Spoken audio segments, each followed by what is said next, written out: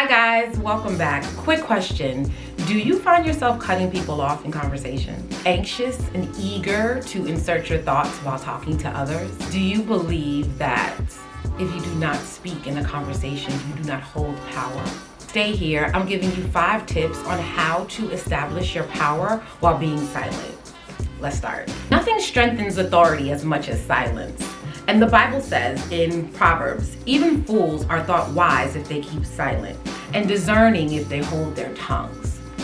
Today we're going to talk about 5 tips that I want you to start implementing in your daily lives when you're having conversation. Whether you are a leader, you are in a relationship, you are in a friendship, as long as there's another human in front of you, I want you to give this a try.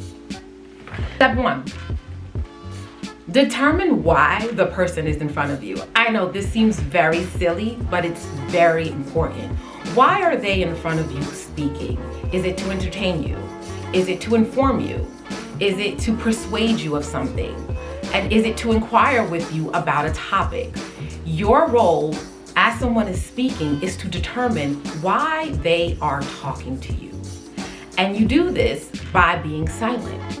The reason why you want to gather this information and determine why someone is in front of you talking is so that you can respond in a way that is clear and concise. Instead of what often happens, you are coming up with your own perception as to why they are in front of you, and you give them a response that in fact is not what they were looking for.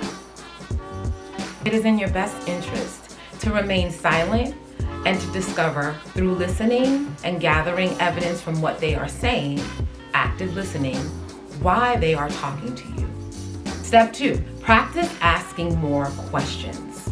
This is something that you have to develop a skill for. Asking more questions helps us to clarify what we are understanding from what someone is speaking. When someone is saying something, it doesn't necessarily mean that you are understanding what they are saying. Unfortunately, in the art of communication, those two things aren't parallel.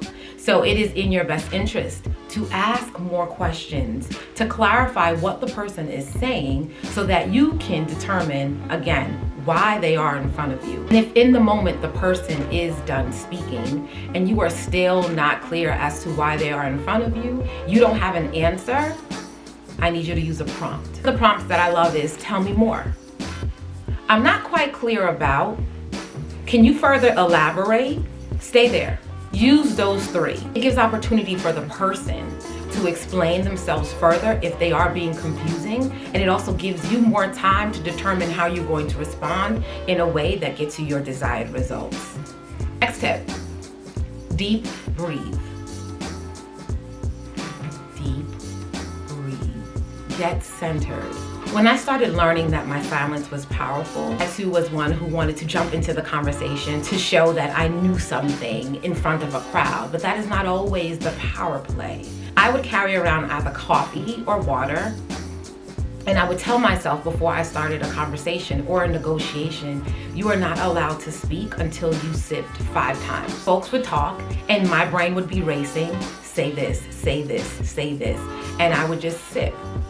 Every time I felt a big urge to speak up, I would sip and take another sip until that 4th sip.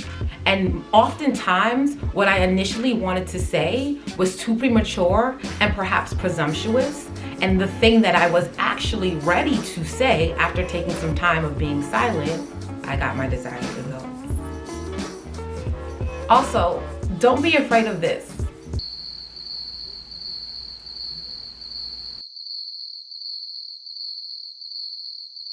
The awkward silence. People need think time. Not always necessary for you to fill the air, as we call it, with conversation, because you can find yourself sharing things that you weren't desiring to share. So don't be afraid of the silence it takes for someone to explain their thought, especially when you are asking them to tell you more. Allow them the time to gather them thoughts. Don't feel compelled to interject. That is where your power lies. Next tip, eye contact. Keep eye contact.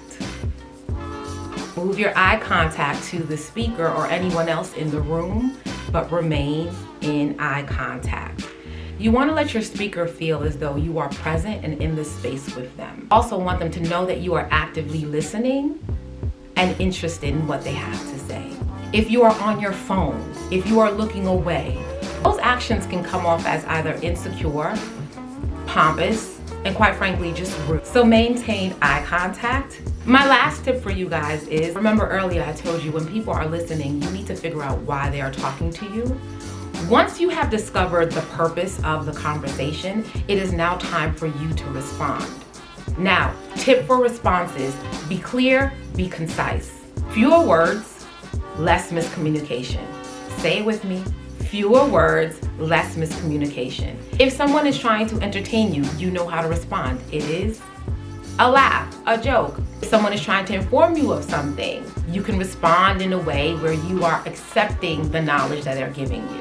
If they are trying to persuade you with something, you can either say, I agree, I disagree. If someone is trying to inquire with you, you now know they want an answer from you. You can either answer it in that moment, or you can tell them you will get back to them. But being verbose and loosely lipped puts you in a compromising situation, as you are susceptible to telling more than you want to share. So implementing these steps will help you maintain your power in a space while being silent. All about how well you can control yourself and then the room.